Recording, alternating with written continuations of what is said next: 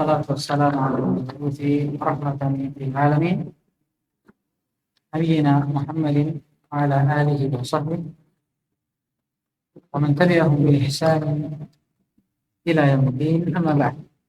Alhamdulillah, kita masih melanjutkan pelajaran kita masih dalam baca kitab Arba'in An-Nawawiyah, 42 hadis yang dirangkum oleh Imam Abu Zakaria Yahya bin Syaraf An-Nawawi rahimahullahu ta'ala. Dan kemarin kita sudah mengambil hadis yang ke-26, 27 dan 28. Nah, hadis yang ke-27 tentang penjelasan Nabi terhadap al-bir dan al-ithim, perbuatan baik dan perbuatan dosa, serta mendefinisikan keduanya. Dan terkhususnya lagi terdapat di dalamnya dorongan untuk melakukan al-bir dan menjauhi segala bentuk al-ithim. Dan ini semakna dengan ayat firman Allah Subhanahu wa taala, "Wa ta'awanu 'alal birri wat taqwa wa la ta'awanu 'alal itsmi wal 'udwan." Ini diinginkan al-bir dan al-ithim. Yang sudah berlalu bahwa al-bir yang diinginkan kemarin itu ada dua makna. Al-bir dari sisi muamalah insan, bagaimana seseorang berbuat baik dengan sesamanya, dan al-bir dengan cakupan yang jauh lebih umum, yaitu fi'lu jami'at ta'at, melakukan setiap bentuk ketaatan, dan masuk di dalamnya ya muamalah insan, bagaimana seseorang itu memperbaiki muamalahnya dengan manusia. Dan dalam hadis ini juga terdapat keutamaan dari husnul khuluq, karena dikhususkannya husnul khuluq yang sebagai bentuk al-bir. Dalam riwayat yang pertama, kata Nabi SAW, al-birru husnul khuluq. Dan juga ditunjukkan oleh Nabi SAW bahwa namanya perbuatan baik, ketaatan, ibadah, amalan saleh, begitu pula lawannya, dosa, maksiat, perbuatan keji dan mungkar, itu adalah tabiat yang Allah Subhanahu wa taala, atau sesuatu yang Allah telah jadikan di dalam tabiat manusia itu ada hal yang menyukai dan membenci. Allah telah jadikan jiwa manusia itu suka terhadap ketaatan, tenang dengan ketaatan. Dan Allah menjadikan jiwa manusia itu ditimpa oleh qalaq, tidak senangan, gundah gulana, ya kan? Di setiap dia melakukan sebuah maksiat. Ini sudah fitrah yang Allah berikan. Bahkan kata Nabi SAW, walaupun manusia berkata bahwa dosa itu adalah perbuatan yang baik, maka ikuti hati. Maksudnya fitrah itu akan menolaknya, bagaimanapun manusia mengatakannya. Dan hadis berikutnya, hadis Irbad bin Sariyah tentang wasiat Nabi SAW kepada para sahabat. Nah, kesimpulannya Nabi mewasiatkan 3 wasiat yang sangat agung. Yaitu wasiat yang pertama tentang takwa kepada Allah. Dan ini sudah kita jelaskan dalam hadis yang sebelumnya. Yaitu hadis Mu'adz bin Jabal, ya. Jundub bin Junadah. Abu Dzar. Hadis sebelumnya, ittaqillaha haitsu ma kunta. Abu Abdurrahman Jundub bin Junadah. Kata Nabi SAW, bertakwalah kalian dimanapun kalian berada. Dan ini wasiat Allah juga kepada para nabi dan rasulnya. Baik. Dan telah lewat pembahasan tentang takwa panjang dan lebar. Wasiat yang kedua, wasiat untuk senantiasa dengar dan taat kepada ulil amr, atau pemerintah, jadi pemerintah kita, suatu negara, suatu daerah. Bahkan saking wajibnya Nabi perumpamakan dengan perumpamaan yang mustahil untuk terjadi. Andai kata itu terjadi, tetap kita harus dengar dan taat. Kapan itu? Yaitu apabila ada seorang budak yang menjadi seorang pemimpin dari suatu kaum. yang para ulama telah sepakat akan tidak syahnya kepemimpinannya. Tapi andai kata itu terjadi, maka kata Nabi SAW, tetap kita harus wajib dan taat. Saking pentingnya dengar dan taat kepada pemerintah. Dan yang terakhir, yaitu wasiat yang paling agungnya, untuk senantiasa berpegang teguh dengan sunnah Rasulullah SAW dan sunnah para khulafa ar-rasyidin, mahdiyin. Bahkan Nabi katakan, pegang dan gigitlah dengan gigi geraham. Kenapa? Sesuai dengan prediksi Nabi SAW, di mana prediksi tersebut diantara dalalatul nubuwah beliau, tanda kenabian beliau yang sudah mengetahui apa yang akan datang, yaitu akan terjadi fitnah, perselisihan sepeninggal beliau alaihissalam. Maka Nabi pun memberikan satu-satunya jalan keluar dan tidak ada jalan keluar yang lainnya, itu hanya dengan berpegang teguh dengan sunnahnya dan tidak mengadang-adakan sesuatu atau mengamalkan sesuatu yang diada-adakan, mau kita yang adakan atau bukan kita yang adakan, tapi kita ikut mengamalkan. Itu kita jauh dari hal tersebut karena tidak sesuai dengan ajaran Nabi SAW. Nah, itu perbuatan-perbuatan muhdatsat yang Nabi sebutkan sebagai bid'ah, dan bid'ah adalah dhalalah, dan setiap dhalalah finnar. Dan walaupun apa yang dikatakan oleh manusia di zaman ini, di antara sebagian manusia yang dianggap sebagai pemuka agama, yang mengatakan bid'ah itu dibagi lagi, ada yang bid'ah sayyi'ah, ada bid'ah hasanah. Tidak ada dalil yang menunjukkannya. Tidak ada dalil yang menunjukkannya. Bahkan diriwayatkan dari para salaf. Di antaranya diriwayatkan oleh Muhammad bin Nasr dalam kitabnya As-Sunnah dengan sanadnya yang sahih dari Ibnu Umar radhiyallahu taala anhu, bahwasanya beliau pernah berkata, kullu bid'atin dhalalah wa in ra'aha an-nasu hasanah. Setiap bid'ah itu sesat walaupun manusia menganggap itu baik. Ini sejalan dengan sabda Nabi alaihi salatu wassalam, kullu bid'atin dhalalah, yang mengatakan bahwa setiap bid'ah sesat adalah siapa? Nabi alaihi salatu wassalam. Tidak ada yang pernah mengatakan bahwa bid'ah ada hasanah, ada yang sayyi'ah. Tidak ada. Adapun kalau dia datang pada ulama yang datang setelah beliau, mereka manusia, tidak ada yang maksum. Bahkan kata Imam Malik rahimahullah, setiap ucapan seseorang ditolak illa sahibu hadzal qabr, kecuali ucapan orang yang punya kubur ini. Kemudian beliau isyaratkan ke kuburan Nabi alaihi salatu wassalam. Dan banyak ulama yang lainnya dari kalangan para sahabat yang juga menjelaskan akan hal tersebut, bahwa setiap bid'ah itu sesat walaupun manusia menganggapnya itu baik. Ya kan? Adapun dalil yang mereka atau sebagian orang pakai, Nabi alaihi salatu wassalam pernah bersabda, man sanna sunnatan hasanatan falahu ajruha atau falahu ajruha wa ajru man amila biha. Barang siapa yang membuat sunnah, ya kan, perbuatan yang hasanah, yang baik, kemudian orang mengikutinya, maka baginya pahalanya dan pahala orang yang mengajarkan. Mereka menggunakan hadis ini secara umum. Berarti setiap ada perbuatan baik yang jelas baik niatnya, biar ada dalilnya, paham ini, tetap dapat pahala. Lah, karena hadis ini turun dengan siap yang khusus. Siap pada saat Nabi alaihi salatu wassalam menganjurkan atau meminta, bukan meminta ya, menganjurkan para sahabat untuk bersedekah. Kemudian ada salah seorang sahabat yang mengeluarkan hartanya dan diikuti oleh sahabat yang lainnya bersedekah di waktu itu. Keluarlah ucapan ini. Yang diinginkan berarti dengan sunnatan hasanatan apa? Itu tadi. Bersedekah. Bukan ibadah secara keseluruhannya. Nah, inilah kekeliruan mereka. Dan kemudian kita masuk ke dalam hadis berikutnya. Ini hadis yang panjang, Masya Allah. Mungkin kita tidak bisa selesaikan ini. Tapi kita lihat.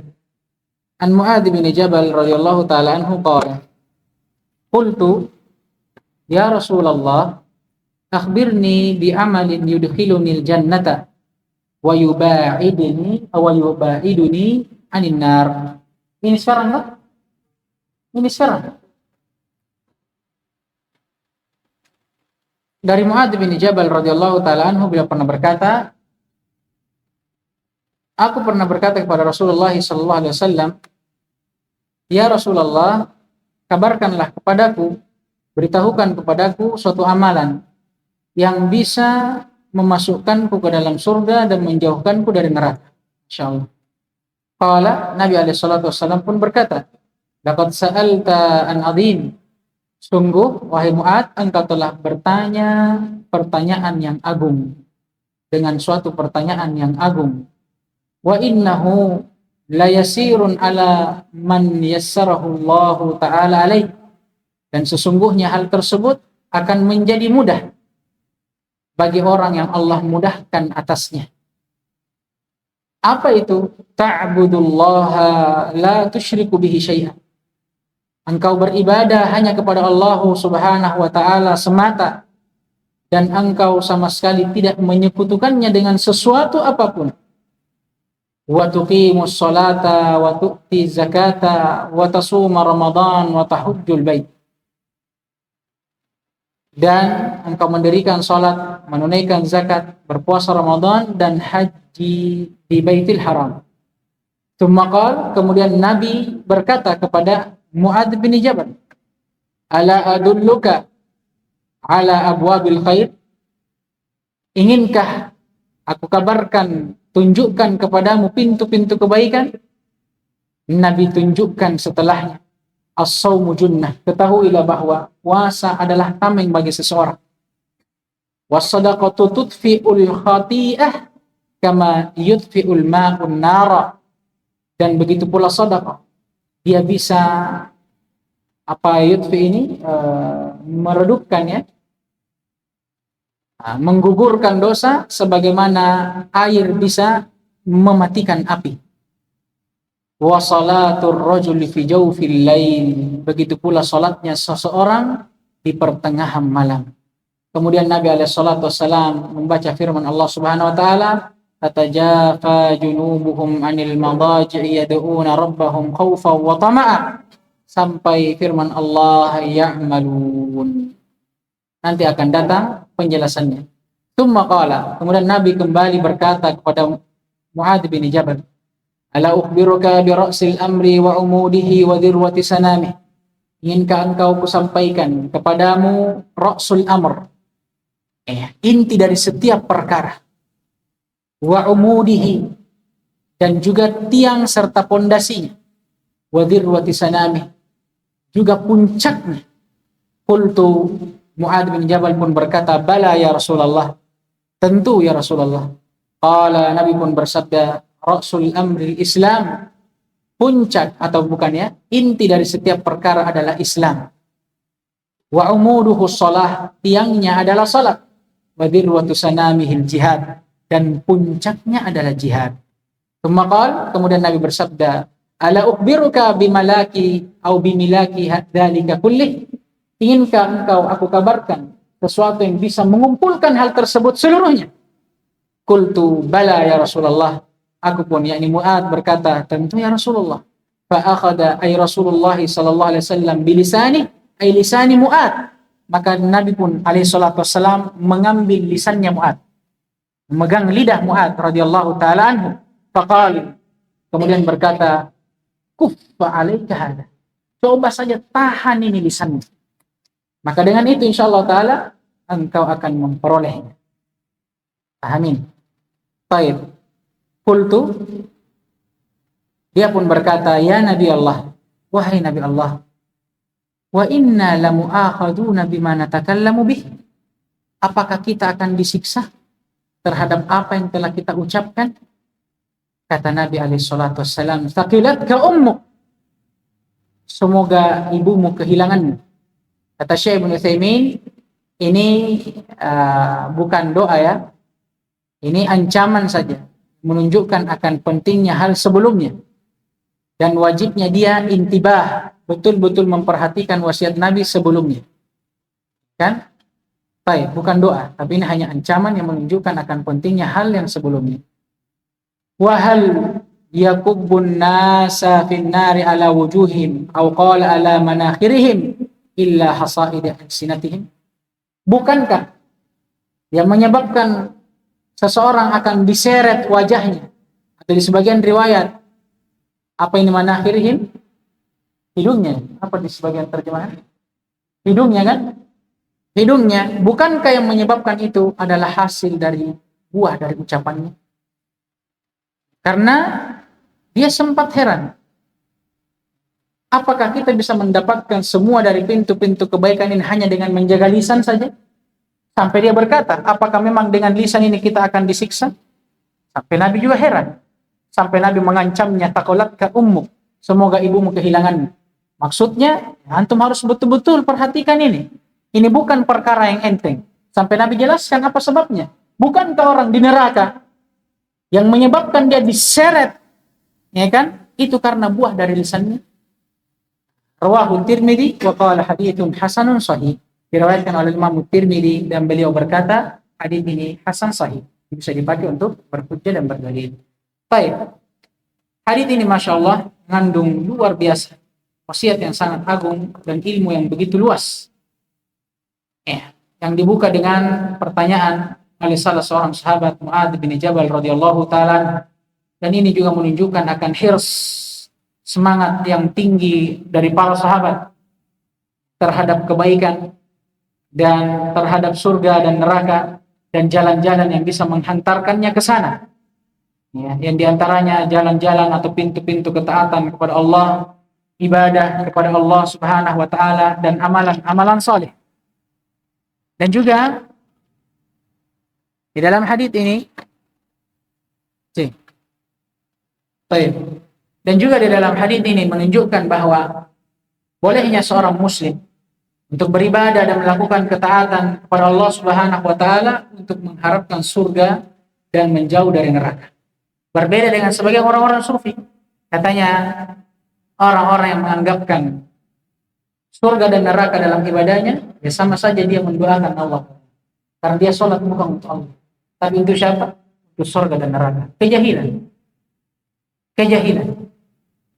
Karena Allah Subhanahu wa taala sendiri yang menjelaskan hal tersebut, yang menjadikan amalan saleh, ibadah, ketaatan kepada Allah menjadi sebab seseorang masuk ke dalam surga. Paham ini? Allah Subhanahu wa taala berfirman, "Tilkal jannatu allati uristumuha bima kuntum ta'malun."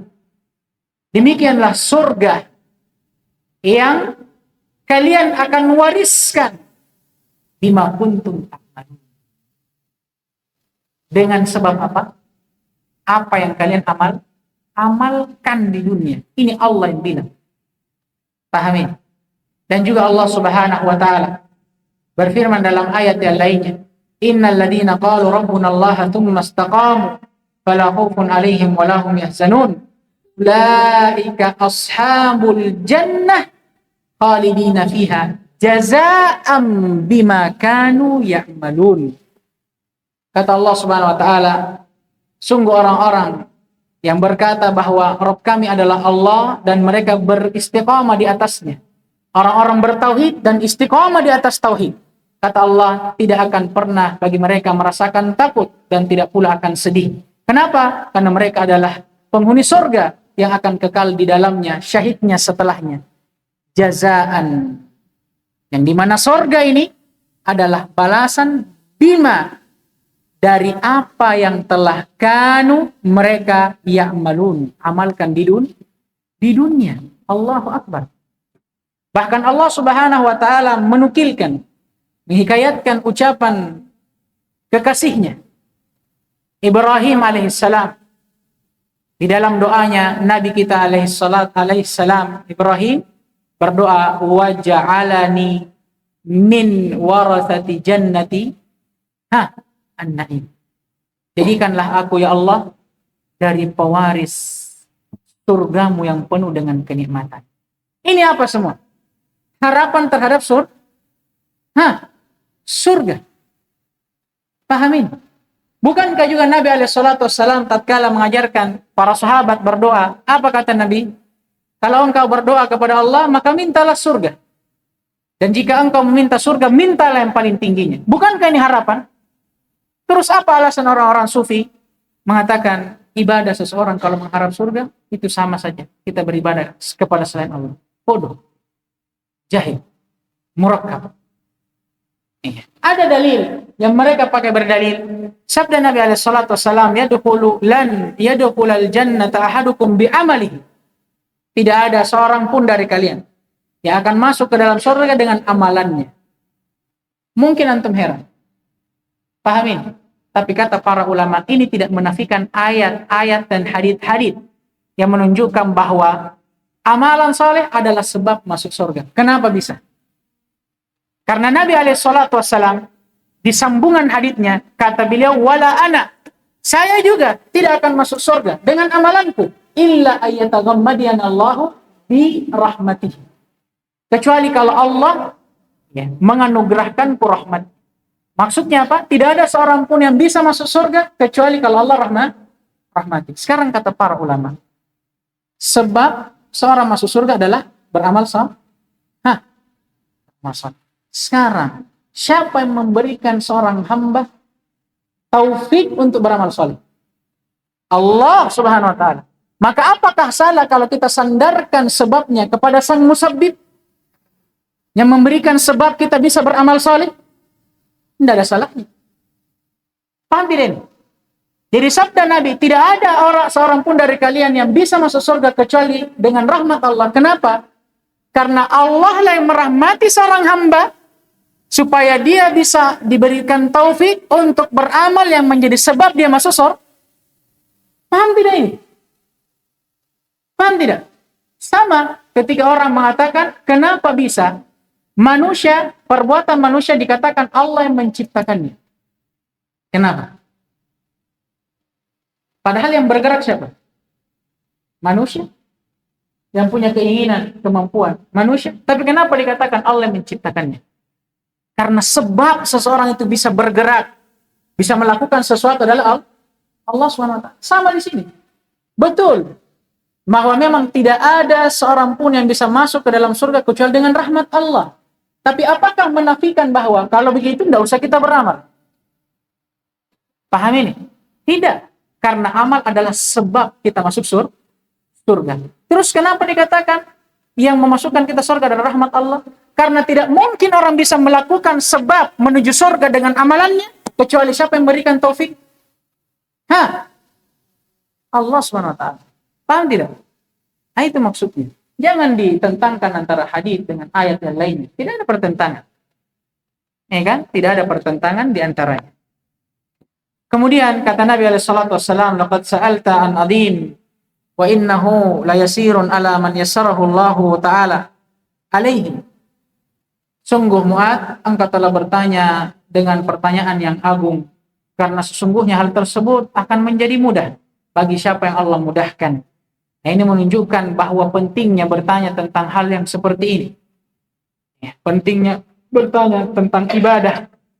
Apa yang mendekatkan kita kepada Allah Subhanahu wa taala dan menjauhkan kita dari nerakanya.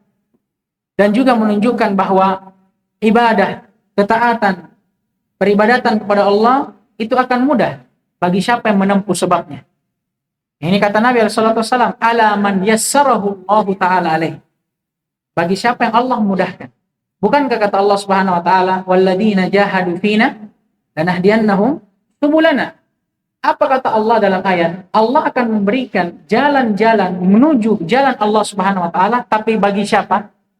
Bagi walladzina jahadu fina, yang betul-betul bermujahadah, mencari tahu akan hal tersebut. Paham tidak ini? Ya kan? Nah, ini menunjukkan juga akan wajibnya seseorang bersabar di atas ketaatan. Sebagaimana yang telah berlalu dalam hadis tentang kesabaran, ya kan? Bersabar itu terbagi menjadi beberapa pembagian. Di antara bentuknya kesabaran di atas ketaatan kepada Allah Subhanahu wa taala.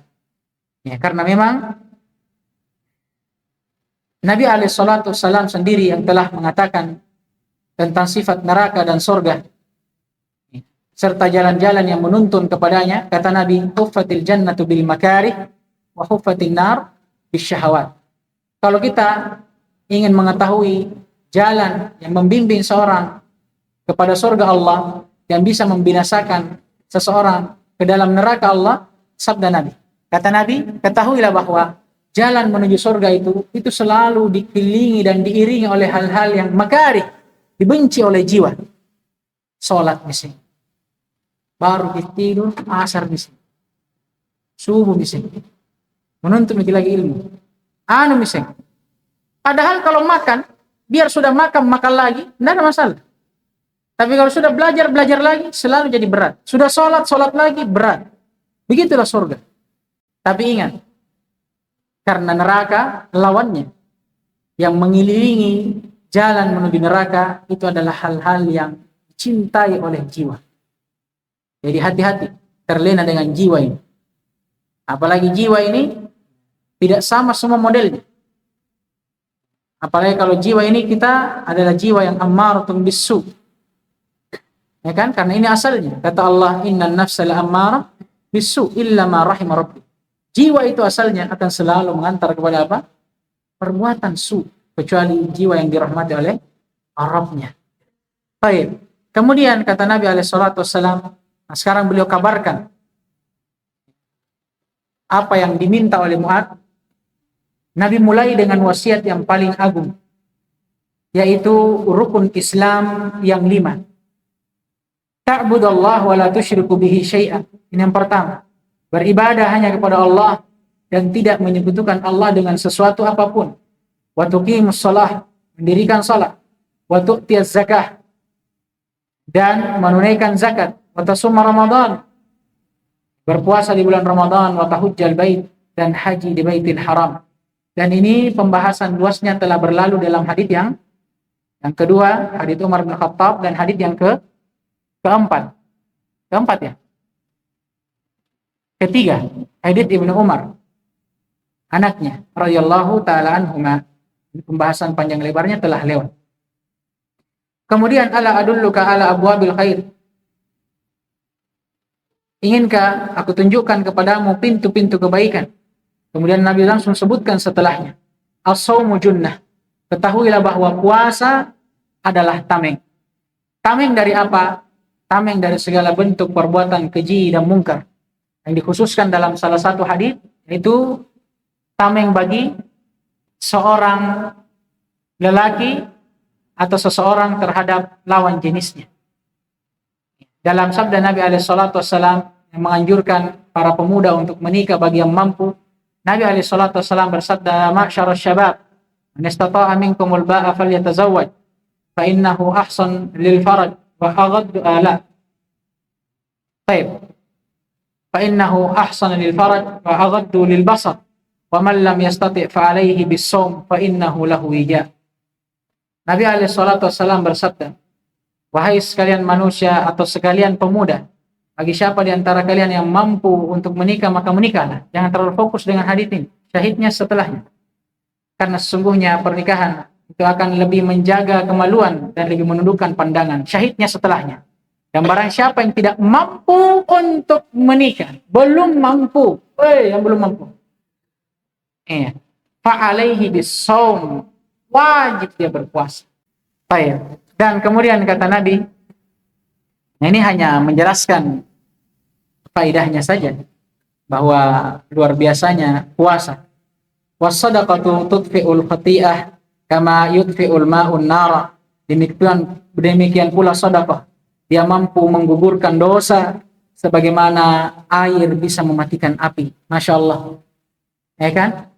Dan yang diinginkan dengan dosa di sini disebutkan oleh para ulama adalah dosa-dosa kecil, karena sama dengan hadits-hadits yang mengandung tentang penjelasan bahwa amalan bisa menghapuskan dosa. Kata para ulama, semuanya dalil yang seperti ini itu yang diinginkan dengannya dosa kecil. Adapun dosa besar yang mewajibkan untuk taubat, maka tidak gugur, cukup dengan hanya perbuatan baik.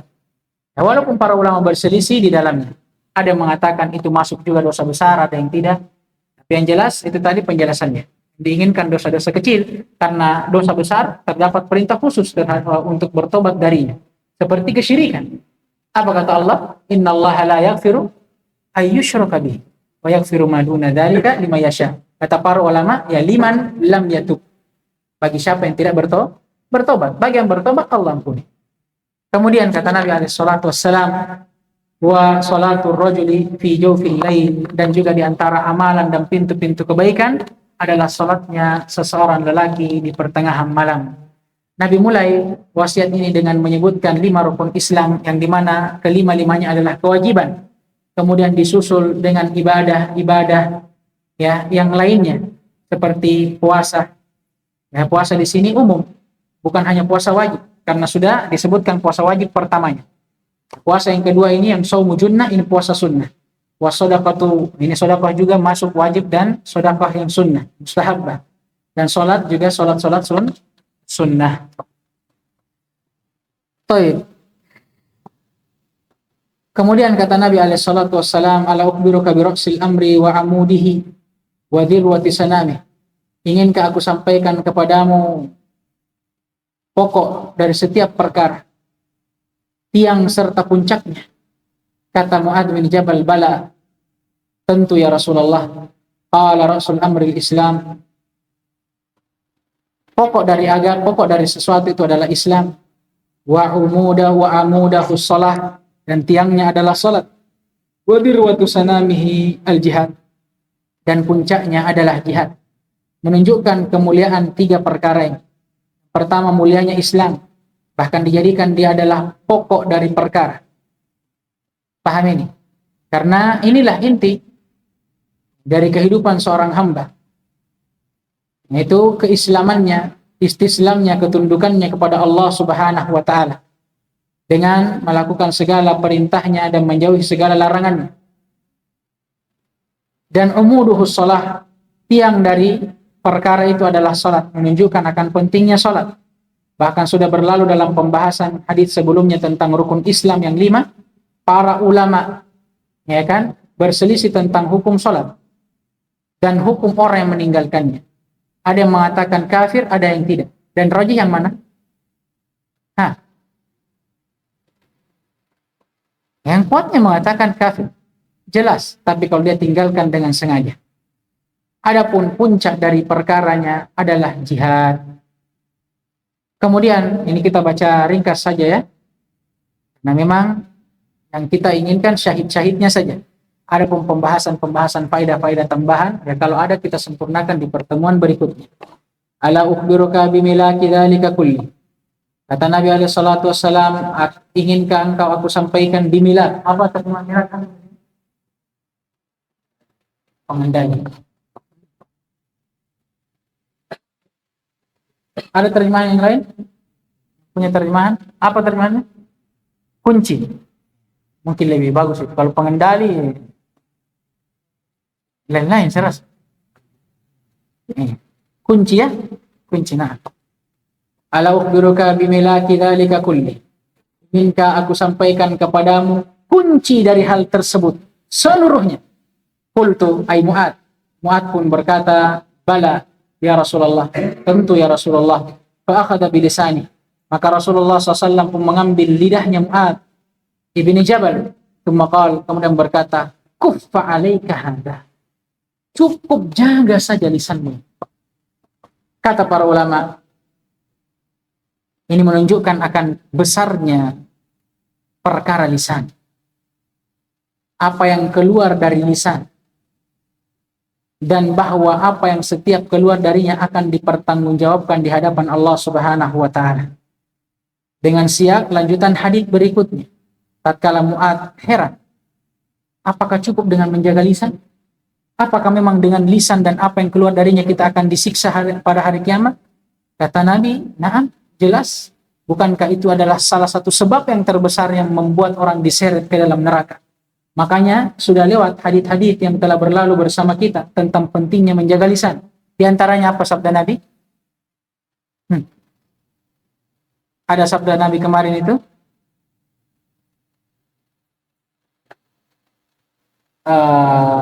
Man kana yu'minu billahi wal yawmil akhir falyakul khairan aw liyasmut. Itu kan? Iya. Nah, barang siapa yang beriman kepada Allah dan hari akhir, maka hendaknya dia berkata yang baik, atau kalau dia tidak bisa berkata dengan baik, dia diam. Ya, dia diam. Nah, ini diantara wasiat dari wasiat Nabi alaihi salatu wassalam kepada sahabatnya Muadz bin Jabal, dan wasiat Nabi kepada para sahabatnya ini wasiat beliau untuk seluruh umatnya, bukan khusus para sahabat saja. Ini wasiat beliau kepada seluruh umatnya. Baik, kita cukupkan mungkin sampai di sini insyaallah taala, dan kita akan lanjutkan di pertemuan yang akan datang. Naktafi bihada al-qadar, subhanakallahumma wa bihamdik, asyhadu an la ilaha illa anta, astaghfiruka wa atubu ilaik. Waffaqallahu al-jami' bima yuhibbuhu wa yardah.